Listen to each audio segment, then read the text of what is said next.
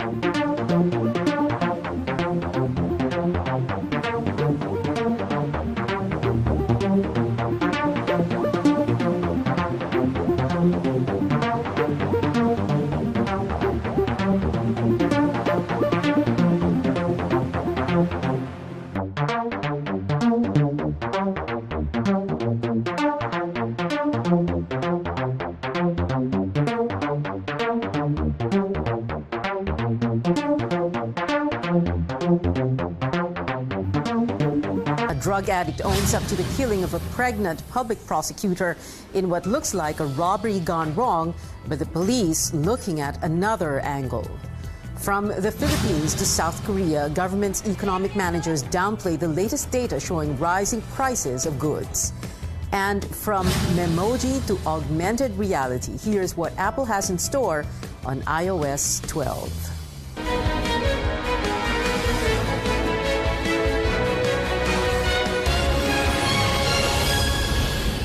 It was a robbery gone wrong. That's how authorities described the killing on Monday of an assistant special prosecutor at the Office of the Ombudsman, Madonna Joy Ednaco Tanyag, who was pregnant with her second child.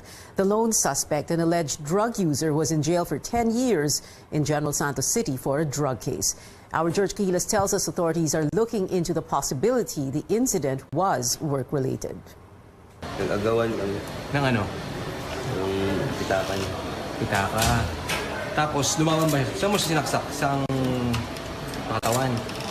Arrested suspect Angelito Avenido admits he robbed and killed attorney Madonna Joy Tanyag, assistant special prosecutor at the Office of the Ombudsman in Visayas Avenue, Quezon City on broad daylight Monday. Tanyag had 3 fatal stab wounds on the left side of her chest. She's 5 months pregnant. At that time, bumili lang siya ng milk tea. Yung milk tea nga, hindi naman tumakon, di ba? Nakapasok lang ko sa kotse. nasa kotse na ipatong na. So siguro pasarado niya na yung kotse, doon siya nakitaan ng parang target of opportunity nga ito. Kaya tawag namin ito robbery gone wrong.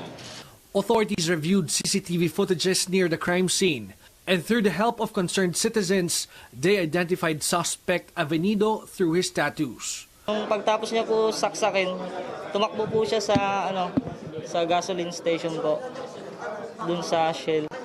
Opo, may tattoo po siya, ma'am. Alin doon sa tattoo niya yung natandaan? Sa kanang braso po. Puro tattoo po siya, tsaka sa leg po. Tumutugma yung nandito yung pinakita Opo, nila. opo. Authorities immediately carried out a hot pursuit operation that led to Avenido's arrest at around 5:45 p.m. in Barangay Culiat, Quezon City. In his possession, identification cards of the victim, 9,000 peso cash, and the victim's mobile phone. Nung mag-execute na kami ng arrest, nag-receive siya report sa akin ng aking mga follow-up. And then, yung namang mukha niya talaga namamagana yan, mukhang hindi natulog ng 5 araw yun. Kung nabubuhay pa ang aking asawa ngayon, sasabihin niya po na naniniwala pa rin po siya sa ating batas at hustisya. Authorities say robbery is the main motive of the suspect that eventually led to the gruesome death of Attorney Tanyag. Police say Avenido, a jeepney barker, was high on drugs when the incident took place. Ito ang pruweba na talagang ganito ang utak ng mga adik. Ito yung walang pakundangan na pumatay para lang kumita ng pera, magkaroon ng maliit na pera at ipagbili ng droga. Based on records, Avenido was jailed for more than 10 years for a drug case in General Santos City and was just released last February. Reports say he came in Quezon City to run away from a homicide case in which he was allegedly involved. Police adds Avenido has a recent case of committing violence against his live-in partner. Hindi naman ito nangyayari halos araw-araw. So we cannot say that this is rampant. What we're trying to say here is meron pang ganyan. That's why meron pa rin tayong mga naiengkwentrong mga ganyan. Authorities will continue their investigation and explore possibilities that Tanyag's death may be related to the cases she handled. Yung mga pangyayari, hindi yun sadya. Nagkagawan lang kami, kaya mantong sa ganun. Kaya humihingi ako ng pasensya sa mga pamilya niya. At humingi na rin ako ng sorry. Despite asking forgiveness for what he did, Avenido could not bring back the lives of the young and promising lawyer and her unborn child. George Cahiles, CNN Philippines. We go above and beyond the headlines with the director of the Quezon City Police District, Chief Superintendent Joselito Esquivel. General Esquivel, magandang gabi po sa inyo. Magandang gabi rin po sa inyo sa tunay niyong pagkapakinig. General Esquivel, can we begin with this? Binigyan niyo po siya ng yung suspect po ng drug test. Ano po? What kind of drug test at saka ano po yung resulta? I was informed by my chief investigator, Police Superintendent Rodel Marcelo, that on his own, he tried to verify and administer the rapid aid test kit for drug test for methamphetamine, hydrochloric acid, and it turned out positive. Turned positive. Sir, does the test tell us kung kailan po siya nag-take noon? And it was theorized na immediately after nga nung criminal, nagpunta pa siya sa drug den. Doon namin siya na-trace up sa drug den. Bumatak pa siya doon. Itong suspect natin live a life of crime. And as reported earlier, he served a sentence for 10 years in General Santos City for Section 11 and 6425 for illegal possession. And then he was just released mid-February and returned here in Quezon City March 30. Yes. Pero General Esquivel, itong suspect po ninyo, nag-take po siya ng drugs before the crime and after. Ganun po ba? After the crime, we are sure na nag-take siya ng drug kasi galing siya sa drug. He even left his pants doon sa may nagpalit siya ng pants. But his upper shirt, doon namin siya nakilala. And it turned out na talagang yung mataas na level na addict. Okay. What does that tell us, sir, about the crime that he admitted to? Yung drug use po ba niya had anything to do doon sa kanyang pag-amin na siya po yung gumawa ng krimen? I only surmise na yung drug has everything to do with this crime. Kasi if you will recall na he has just finished a sentence of 10 years, and then to support his habit, palagay ko nagre-report siya rito sa ano. He was initially reported na he's involved yung batag kotse. Kaya nga nagpa-follow up yung mga tao ko, marami nakitang purse, marami nakitang mga lady shoes, binabasag niya yung mga kotse just to support his habit. And it turned out na itong ating si attorney, parang naging target of opportunity. Okay. Pero umamin po siya dahil nag-drugs siya. Ganun po ba yon? I mean, why bakit umamin siya kaagad? Pagkakasabi niya, paminsan-minsan lang siya nagdodroga, pero sa aming teorya, hindi ito paminsan-minsan. Kasi for you to commit a crime, you must be really hooked on drugs already. Kasi kung any sane person would not commit a crime. So, ibig sabihin, yung level ng droga, it's taking over his mental faculties na. He is subservient to the substance in his body already. General Esquivel, yung cellphone po ng biktima, nasaan na po siya ngayon? Where is that cellphone? Yung cellphone na na-recover namin, yung number 9, that was provided by his living partner. Kaya nga namin siya nalaman kung nasaan kasi nagkaroon tayo ng location doon at na-trace up natin siya doon nga sa area. Ngayon, yung cellphone talaga ng biktima, meron akong eyewitness account na nung sumakay siya sa taxi, binalibag niya. Itong delivery boy ng Monterrey was able to retrieve. And then he made contact just this afternoon to the husband. Kaya na-recover na ngayon ng ating mga investigator by the lead ni Superintendent Rodel Marcelo. And we're asking permission sa husband na ma-explore namin yung cellphone for digital forensics para lumabas. Baka we're not leaving any stone unturned. So tinitignan namin. Although solve na natin yung case na would seem to tend to support random violence sa robbery. Sir, so you have the cell phone of the victim in your custody and you just need to ask permission po sa asawa niya kung okay lang na i-digital forensics nyo, no? Yes, that and is while correct. you said the suspect got in touch with the husband? No, the one who recovered the the one who recovered. Because it was turned away from a running taxi nung mag-get away itong suspect. Nakita nung empleyado ng delivery ng Monterrey. So, na-recover namin, nag-volunteer naman isole nung nakakuha. Kasi he surmised na this cellphone might be connected to the case. So, naka-break tayo doon. And lumalabas nga, yun nga yung cellphone ng biktima. And then we're just asking permission to explore yung, kasi siyempre may mga privacy content. Okay. Sabi po ninyo, General Esquivel, that you are not going to leave any stone unturned. So you're looking at all possible angles in spite of the fact that the suspect has admitted that he was just going to hold her up, no? But is there any other information that you have received that could convince you or could tell you that you need to look at any other angle? As it is solved already. Random violence, robbery with homicide. But we cannot be. I have created a special investigation task group. It is mandated to do its function to the full. So ibig sabihin, they will render a comprehensive report to me, looking at all angles. So we do not stop na porque nahuli na natin yung krimen. It is possible that there might be a mastermind, or if there is none, we must be contented na wala nga.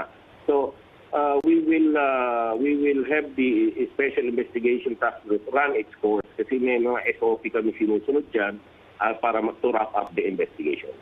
That's right. Chief Superintendent Joselito Esquivel, Quezon City Police District. Sir, thank you very much for joining us this evening. We appreciate all your online comments on our top story tonight. Keep them coming to our pages at CNN Philippines. We're also live right now on Facebook. President Rodrigo Duterte is bringing home billions of pesos in investments and loans from South Korea. The president assures South Korean businessmen who he appeared before that the money will not be lost to corruption.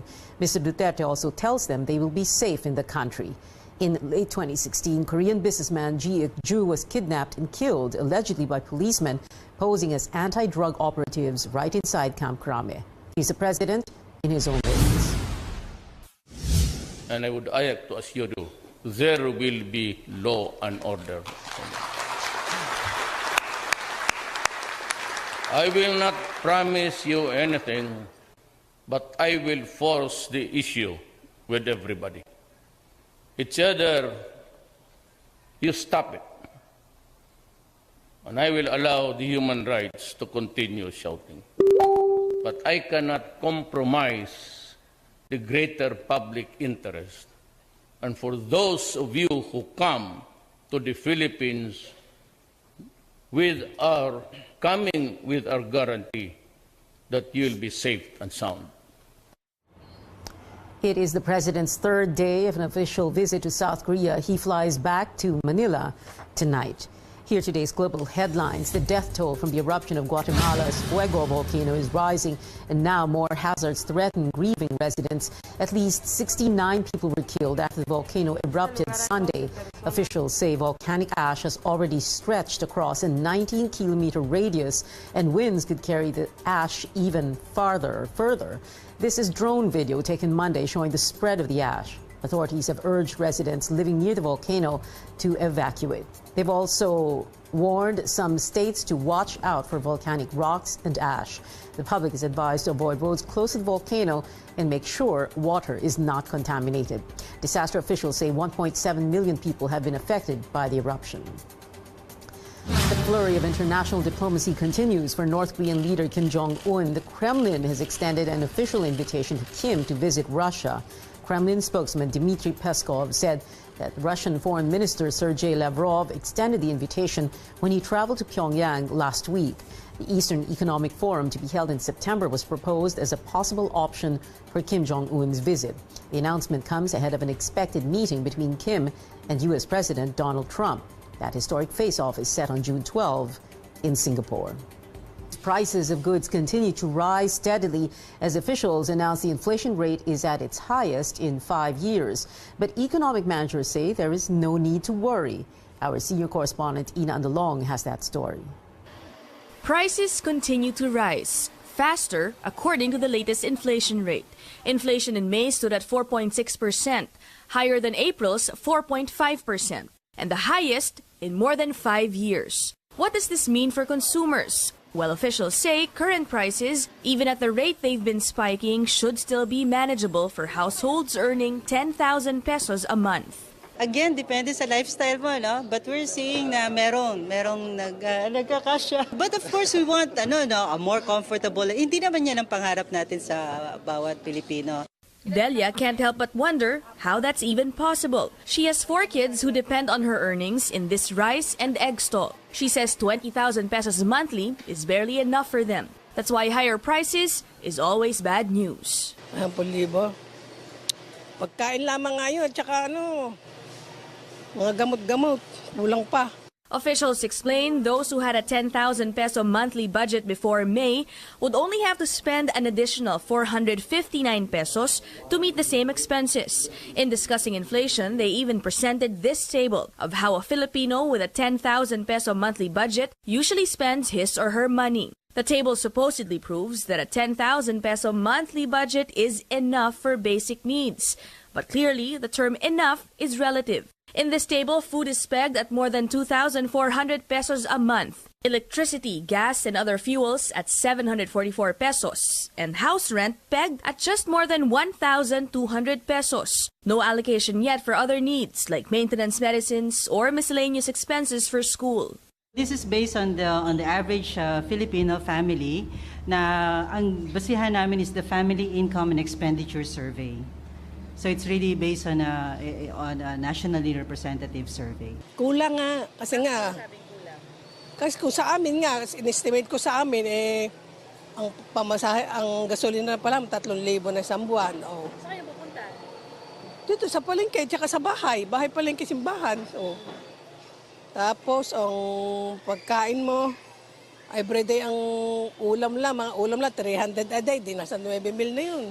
Many consumers blame the train law for the rising prices, but officials are stressing it is not the culprit because the law only contributed 0.4% to inflation. Instead, they point to external factors like world oil prices, which are pulling up local pump rates, declining fish catch, causing fish prices to go up, and higher production costs of corn, which increase prices of feeds for livestock produce. We want the price of tobacco to go up because it's bad for your health.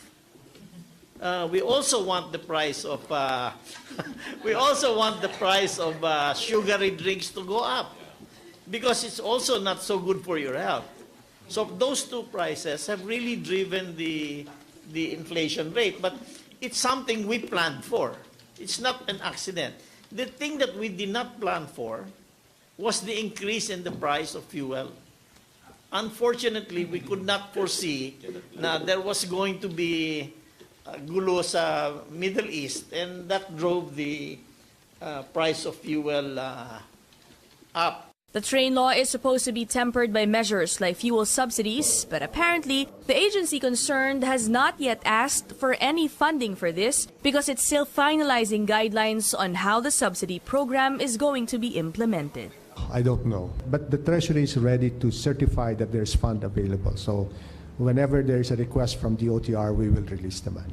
Okay, so but there's no request at the moment. One thing is clear, for now, belt tightening seems to be the only way to go. Ina Andolong, CNN Philippines. The budget chief sees inflation tapering off in the latter part of the year. Budget Secretary Ben Diokno is saying this is also why he sees no reason to adjust the country's full-year inflation targets. We are not ruling out the possibility that there might still be some upward rise in inflation, but we're very sure that it's going to taper off towards the end of the year, and it will normalize by 2019. The year-to-date inflation is 4.1. Our target is 2 to 4%. So we're still within striking distance. So there's no need for us to adjust the inflation target. A check on the weather now. Tropical depression Domeng is bringing rains to some parts of the country. The Weather Bureau, Pag-asa, says as of 3 p.m., Domeng was spotted 690 kilometers east of Guian in eastern Samar. It is packing maximum sustained winds of 45 kilometers per hour and gustiness of up to 60 kph. Domeng is forecast to move north-northwest at 14 kph. Domeng not expected to make landfall, but Pag-asa warns of moderate to heavy rains over the western sections of Luzon and the Visayas and over Metro Manila this weekend. Domeng is expected to exit the country Sunday morning. Moving on to another story, a police officer was killed in an encounter with armed communist rebels in Sagada in Mountain Province. The regional police says an officer was killed and 9 others were injured. Police has yet to report the number of dead and injured on the side of the New People's Army, the armed wing of the Communist Party of the Philippines. The firefight comes as representatives of the government and the rebels discuss the possible resumption of peace negotiations more than 6 months after President Duterte ended the talks. Both sides accused each other of launching attacks against the other. More news from the region. Cebuano paddlers recovered 89 kilos of plastic trash from a mangrove forest in Mactan Island. The paddlers were from Paddle for the Planet movement that conducted a surface cleanup at the 40-hectare mangrove forest over the weekend. The forest sits right in front of a proposed ecotourism and adventure destination. The Philippine National Police in Eastern Visayas has unveiled an image of Jesus Christ on the cross made of upcycled materials at their headquarters in Camp Cangleon in Palo, Leyte. The materials used were from items confiscated in police operations, as well as scraps and debris from disasters that hit the region. These include a rifle grenade used as nail on the feet of the image. Motorcycle mufflers adorned the image, while 365 confiscated firearms were used to form the body. Steel beams and gun magazines formed the cross. Metal sculptor Lucky Salayog also used a clock, axes, sawmill blades, a bolo, and other items in creating the image. Outgoing Regional Police Director Gilbert Cruz says the image is an innovative and holistic representation of the region's people who always face environmental challenges.